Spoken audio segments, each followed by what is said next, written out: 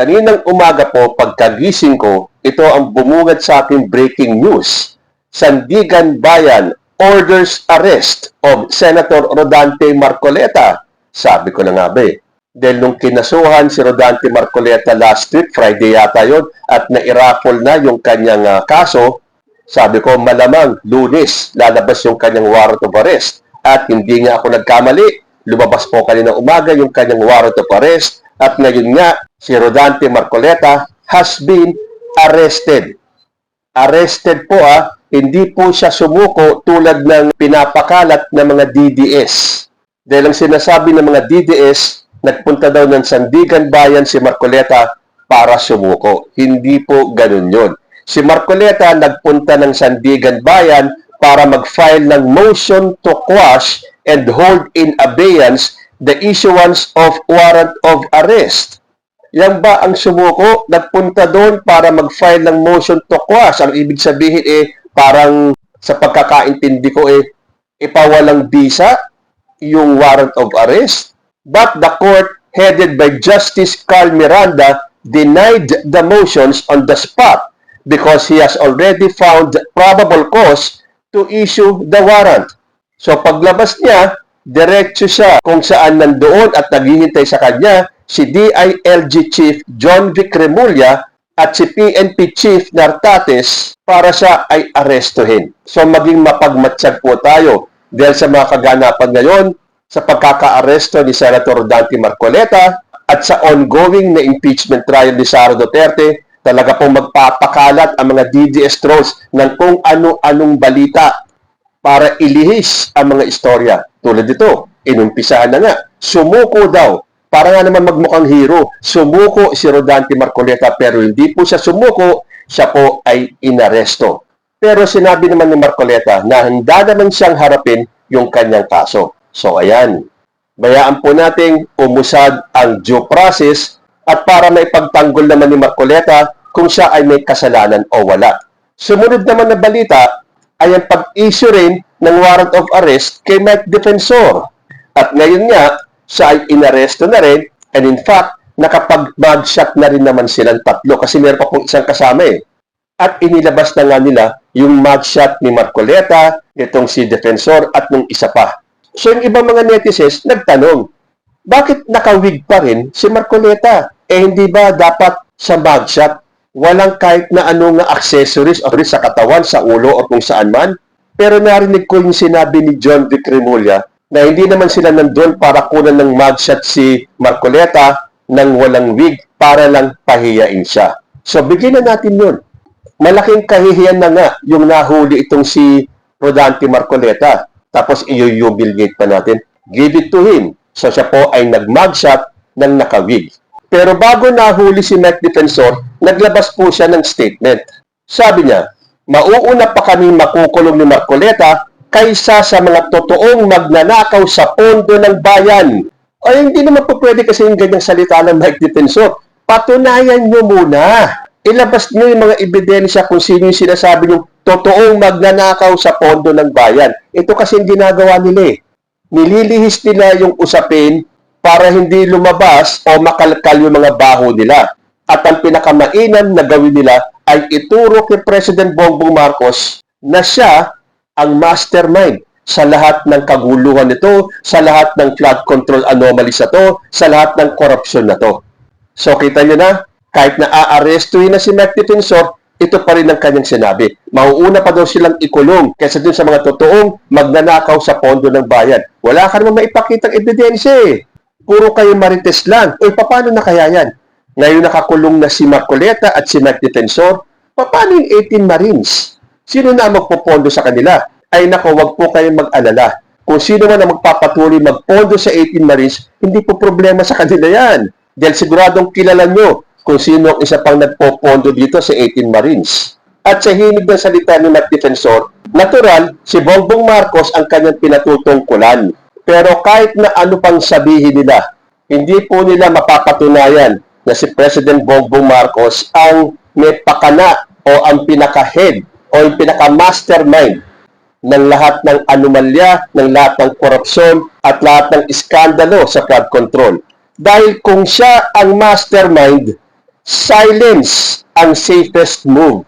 Hindi na nagkikibo si President Bongbong Marcos dahil kung siya ang mastermind, bakit siya magsisiwalat ng katiwalian sa gobyerno kung siya pala yung unang-unang tatamaan? Mag-isip-isip naman kayo na pagpapaniwala kayo sa mga DDS na to eh. Samantalang common sense lang yan.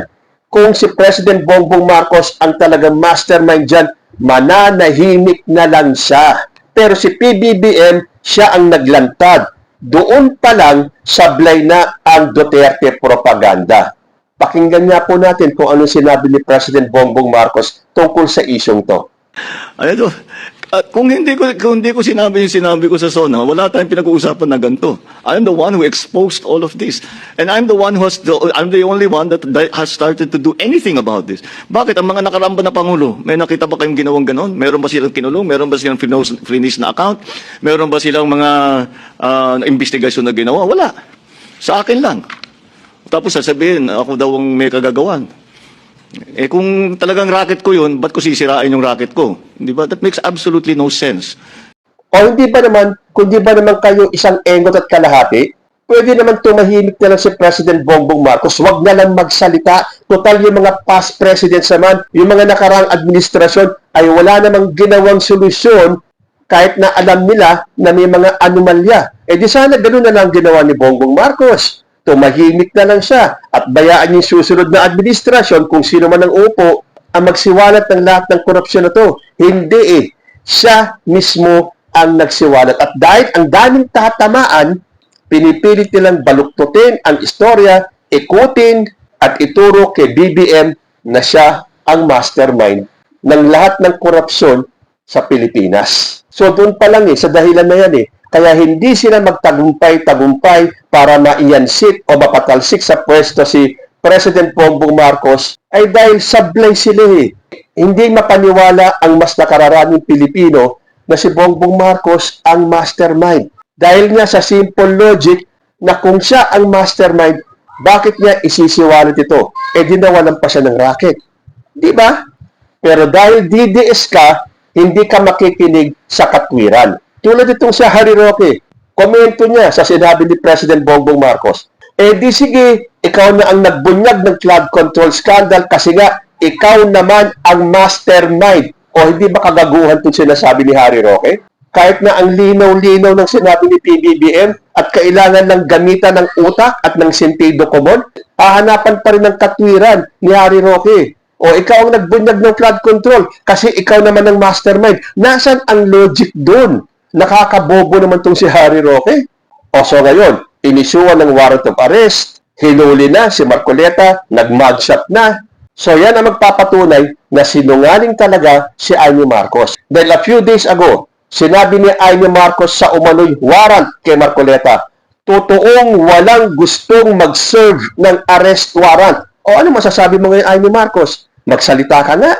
Ngayon mo sabihin na walang gustong mag-serve ng warrant of arrest kay Marcoleta.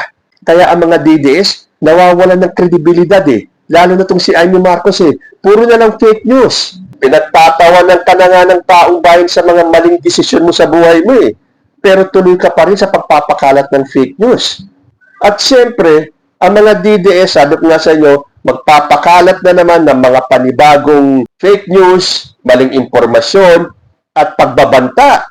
Dahil itong sinipang congressman na si Kiko Barsaga, ganito yung kanyang post. Malacanang has declared war against INC with Senator Marcoleta's arrest. So, nagbabanta ka.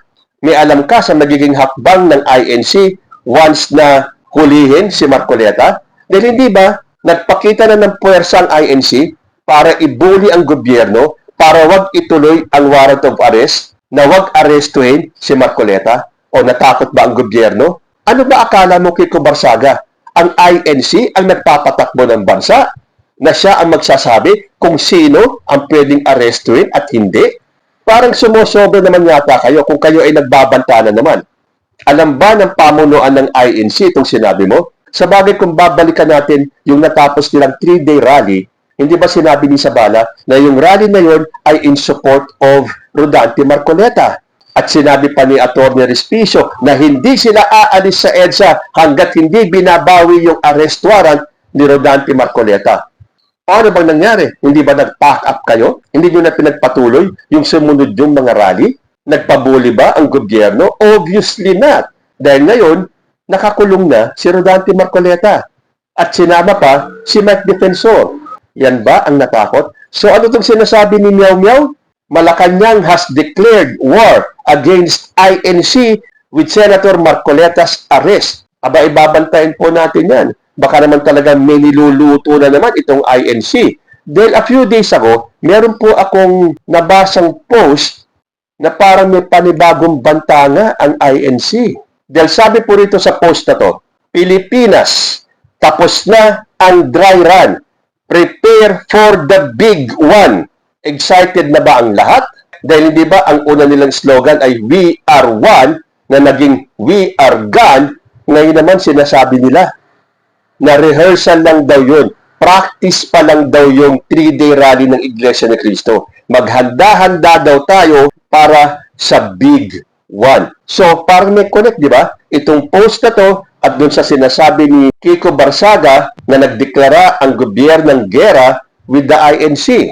Pero ipaalala natin kay Kiko Barsaga na 2% lang po ang bilang ng mga Iglesia ni Cristo sa Pilipinas. And I think 78.8% ang mga Katoliko. Kung itutuloy nila yung big one na yan, wag naman sana magkatotoo yung sinabi ng isang netizen na kapag nambuli ulit ang INC, lalabas ang Katoliko at yung iba pang mga religious groups natin at handa daw sila sa isang civil war. Wag naman po sanang umabot sa ganon. But again, gusto lang po nating patunayan na wala pong natatakot sa Iglesia ni Cristo. Kung akala mo, Barsaga, na hawak ng INC ang Pilipinas, nagkakamali kayo. So sige, tingnan natin. Sa pagkaka-aresto kay Marcoleta at kay Mike Defensor, lumabas kaya ulit ang Iglesia ni Cristo? Kayo po, ano ang masasabi ninyo? Comment lang po down below and I will see you in my next video. Diyos, tiag nina.